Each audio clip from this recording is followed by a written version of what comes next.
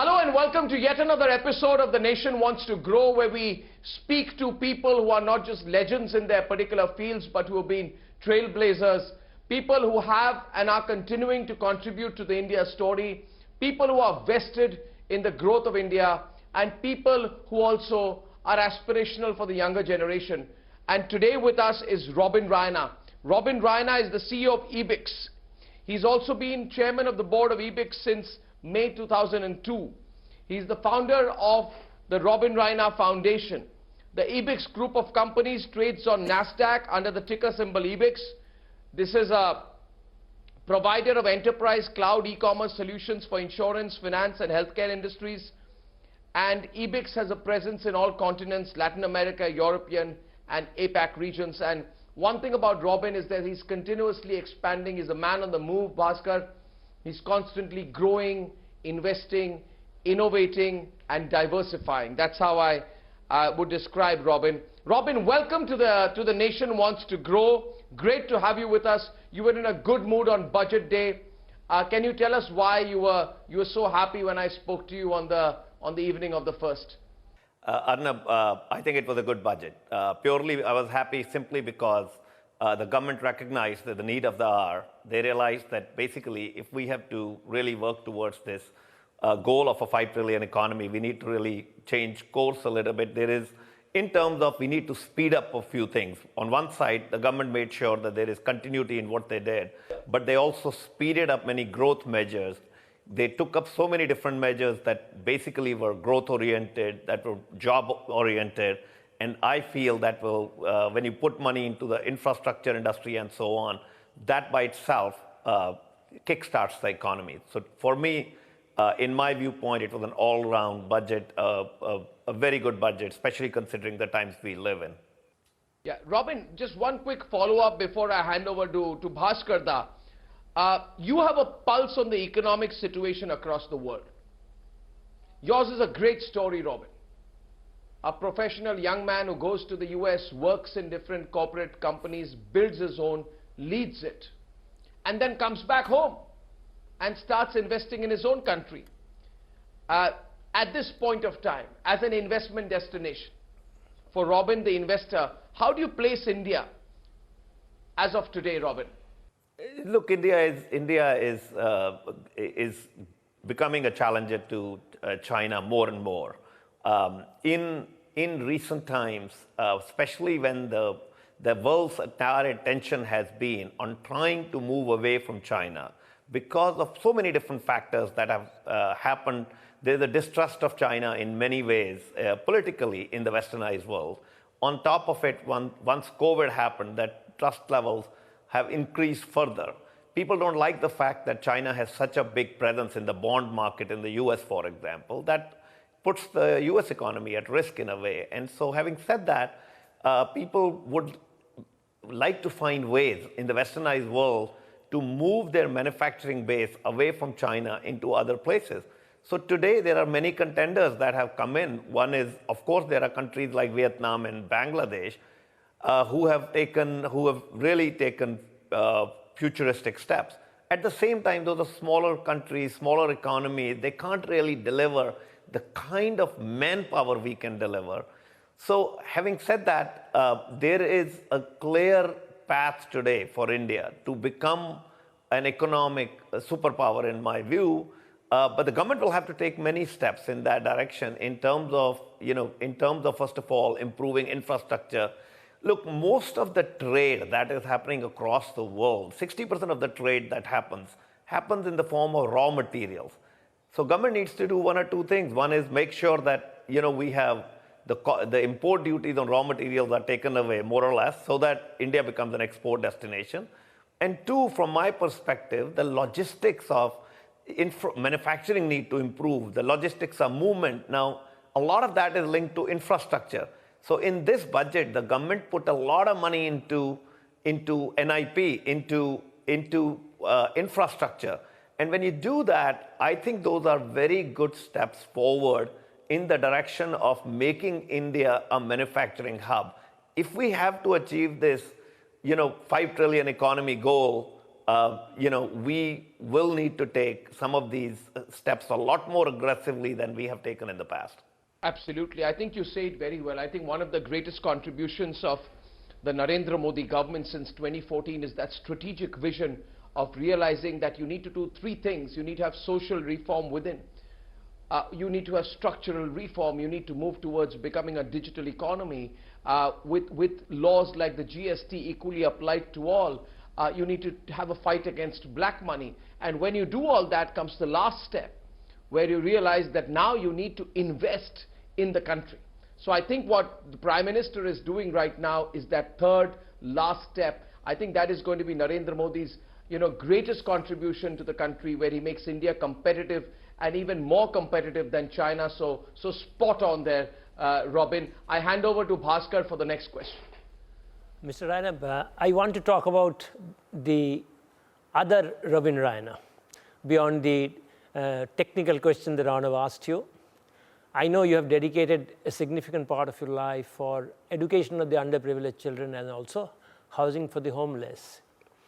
So what do you make of the government's push for the urban housing projects? And do you think that as an investor in this sector, that it will boost the demand of the real estate sector? It's a very noble project, I must say that, and I really salute you for your commitment to this. Bhaskar, thank you for your kind remarks. Look, I think these are fantastic steps forward. The government, in terms of building this small, low-level housing for the underprivileged, I am a firm believer in what the government is trying to do. Look, we can't just emulate what countries like America have done. Those are capitalist countries. Now, I am a firm believer in compassionate capitalism. And this is what I like about the Modi government, that what Mr. Modi has done, he's combined the concept of capitalism. On one side, India wants to grow at this rate of 11% or more. And if we continue to grow at that 11% or more, then maybe by 26 or 27, we could be a 5 trillion economy. Now, but on the other side, we need to combine our goals of compassion. We have a big gulf between the rich and the poor.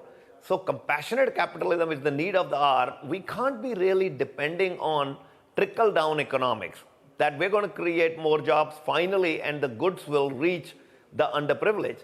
We will need to figure out that we will, of course, want to do job creation. We want to make sure that that it becomes more and more of a capitalist economy. But on the other side, we need to go to what Modi government is doing, they're going direct to the downtrodden. They're handing over money to the downtrodden in many ways, whether it is providing them bank accounts, insurance covers, you name it, or housing, for example, the housing project. So I do believe these are fantastic steps. If we want to create India into, as we want to create India into a superpower, this is extremely essential to remove that gulf. And the housing project, I feel what it will do is, you provide a sense of identity to every human being. Otherwise, people feel disfranchised, that they are citizens of India, but they don't have a shelter or home.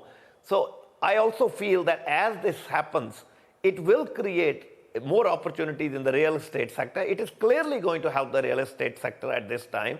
More and more money is going to come into building some of these houses, because the government has also given these tax breaks for the first 1 year. Now they've extended that tax break for 1 year for the real estate developers to build these kind of housing for the underprivileged. So I applaud the government's efforts in that direction. I think that's very nice. That I think that India needs more compassionate capitalists like you. Absolutely spot on. And Bhaskar, I think we can mention here that Robin's other side is the Slumpfree India project, which he's been working on. And what Robin's done, viewers, is that he's taken, if I'm not mistaken, the Bawana region of Delhi.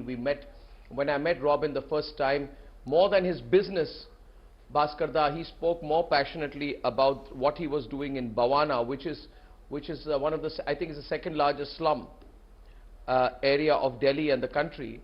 And he is working very hard to turn it into a slum-free zone. So more power to you on that. And I think this is all part of private-public partnership, because the government is doing its bit for urban housing projects, but we need some serious philanthropy in that direction. So can you tell us a little bit more, Robin, about what you're doing? Because there are two sides of you. One is the very hard-focused CEO of Ebix, and the other side is a very soft-spoken philanthropist. I'd like to hear our viewers to know a little bit more about what you're doing as part of your Slumpfree project, why you got into it, because after all, this program is about the nation wants to grow, and the nation cannot grow unless some of the most successful people give back to the country. So maybe if you talk about it, you'll inspire a few more. So Robin, if you can talk a bit about that Bhavana project that you're in. Thank you. So Bhavana project came out of, basically Bhavana became is today the second largest slum in the Asian subcontinent after Dharavi. During the Congress government, in the name of Commonwealth Games, the slum dwellers were moved out of Yamuna Pushta and basically thrown into the region of Bhavana. And there were 150,000 people that were moved and were disfranchised in every possible way. At that time, I started the project to provide education to the kids there. And as I started doing Anganwadis and schools and healthcare projects and medical dispensaries and vocational training for girls and so on, I realized that these kids were coming into school and then moving out in the next 6 months simply because their parents did not have housing. And so they were living in these thatched huts. There would be fires every few days in those thatched huts, and those people would move from that area into another slum area somewhere. So it occurred to me, what if this land was legal? What if we could build them permanent housing, real homes for each of these? And that's where I conceptualized a project to build 6,000 homes. Basically, if we build 6,000 homes in the slums of Bhavana, there'll be no slum in Bhavana, which would mean the second largest slum in the Asian subcontinent would be slum-free. And today, 30% of Bhavana is not a slum now. We have handed over in excess of, it's approximately 2,034 homes that we have already built. These are absolutely free of cost that we provide on legal land to slum dwellers of Bhavana. But to provide that housing, it was important to create a complete package. So we made sure that besides housing, there was education for the kids there. So there is complete education. So we run schools there for the kids where we provide breakfast, lunch, clothing and so on. And we also have vocational training centers for women, for girl child. We also have training centers for women, self-help centers for women, where we teach them on how to, for example, fight a violent husband, for example, and so on. So it's a complete effort. Now, why did I really get into charity? I'll give you a very short story. It's kind of because this is the genesis of where I started the Robin Raina Foundation. Somewhere around 2003, I had come to India, and I was absent-mindedly, I walked up to the 5th floor of one of our buildings in Noida, and I was thinking about some power kick, some business deal, and I looked back, and at the back of my building, I saw these slums, lots of slums, and I started crying. And I came down, and one of my senior chief financial officers from the US was there, and he asked me, "Why are you crying? You've seen slums. You're an Indian. You've seen slums all your life." And I said, no, I'm not crying because this is the first time I'm seeing slums. I'm crying because these slums were always there, and I have never seen them. I come to this building very often, every year, and somehow I don't even look at these slums. And I felt that I had lost the power to see. I had eyes, and yet I couldn't see. And I was just carried away by this illusion of building a business that I ultimately realized, I felt it was almost an illusion. I realized that I want to be in the business of doing something material, something that gives me happiness and provides happiness to others. And that's where the Robin Raina Foundation was born, with the idea of providing education, housing, and more happiness, for the new generations. That's so beautiful, Robin. What you've just described today is just so beautiful. And what you described today is what I would say is a moment of personal awakening. And perhaps you were destined to do this. Perhaps it was necessary for you to do this, to actually serve your country. And I think it's what you've just described, this very moment. And I like the candor with which you talk about it. You're a very transparent person, Robin. The way you talk about it is also you're expressing your own weaknesses at that point of time, the challenge you felt, your emotional turbulence, and the reason that you put it into action. And I think the most amazing part, Bhaskarda, of the story Robin has shared is the fact that he didn't just talk about doing it, he actually executed it. I mean, I think this is a role model.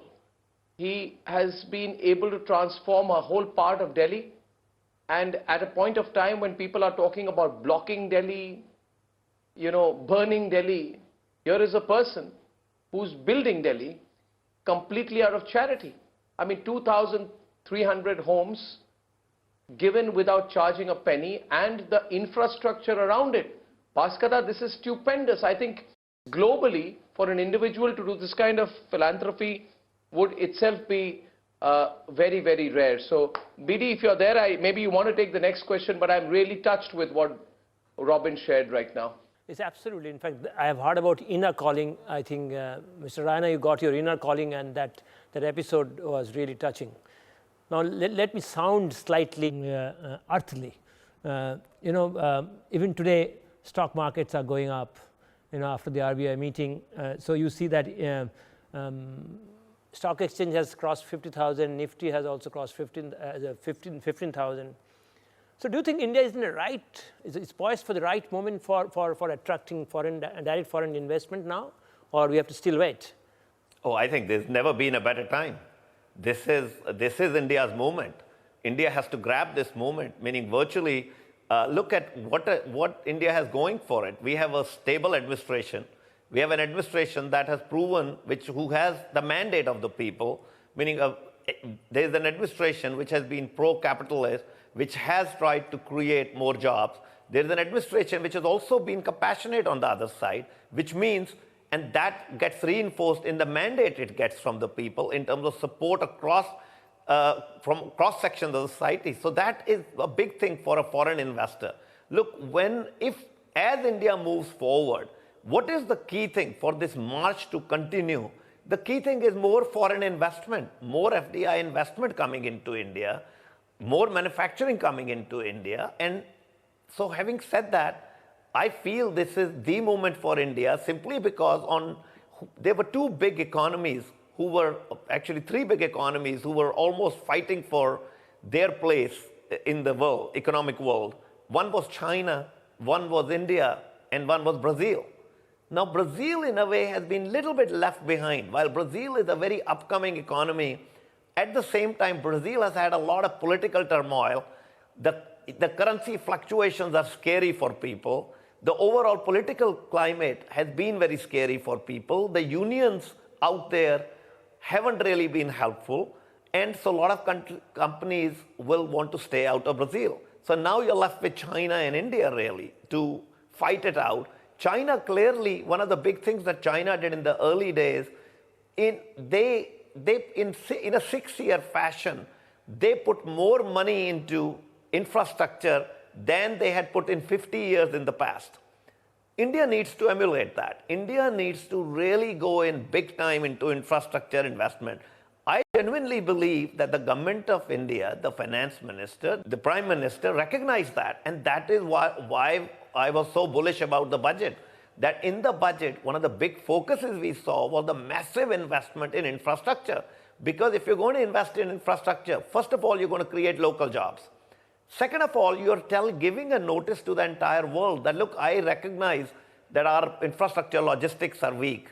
We understand that we need to provide better infrastructure to you. I genuinely believe all these steps are going to take us forward in a big manner. And so having said that, if I had to sum it, this is India's movement. We clearly are set to be an economic superpower. I have no doubt about this 11 to 12% growth rate that India will achieve in the next 12 months. Last question, Robin. In July, you said, in an interview to Business World, you said, today is a very hard time. Companies should refrain from taking any giant leaps By the time the pandemic is over, your company should be standing and then it will be ready for growth. Today, now that the IMF is predicting in the next fiscal year 11.5% growth on obviously a very challenged base, do you think times have changed from your comment in July? Or would you say wait a couple of more months? Times have already changed. Look, when I made that comment in July, I also said that as the vaccine, just the news of the vaccine, will start changing the economy around. And today the vaccine is real, right? Now, the vaccine is a world phenomenon. It's not enough for only India to have this vaccine or only America to have the vaccine. The world is a small place today, economically. All countries need to move forward, and that is happening. As that happens, the economy is starting to come back. So today, I believe it's totally different from what I said in July. In July, I had said also, as we go into 2022, in 2021, I had said that we should see a V-shaped recovery. And I'm firmly of the view that that time has already started. So it is imperative for companies in India to really understand this is their opportunity to, first of all, companies need to get leaner. It doesn't mean, COVID is a lesson in terms of telling companies that ultimately business runs on a simple concept of selling price being more than the cost price. If you have understood that basic fundamental of business, then just adhere to that and use that and multiply that concept by building large businesses. Yeah. Today is a time when all the larger entrepreneurs need to really also look at, one is Indian expansion in terms of we can't only be focused on the Indian market. We need to look outward. We need to use this time to create world-class products, yeah, and try to go into opportune markets, whatever those are in the niche industries that people work in, and try to take the lead on this. So I genuinely believe that the growth cycle has already started, and this is just the right time for companies to invest. Well, Robin, let me say, every time I speak to you, there's so much positive energy which emanates. You've achieved a lot in life. You're still very humble. And I think you have a lot to contribute to the future of the India growth story. And what you said today about India, Brazil and China, and it becoming a two-horse race, I think that that's the quote of the interview. Thank you so much for talking to us about yourself, your work, and your belief, your abiding belief in the India story. Thank you, Robin. Thank you.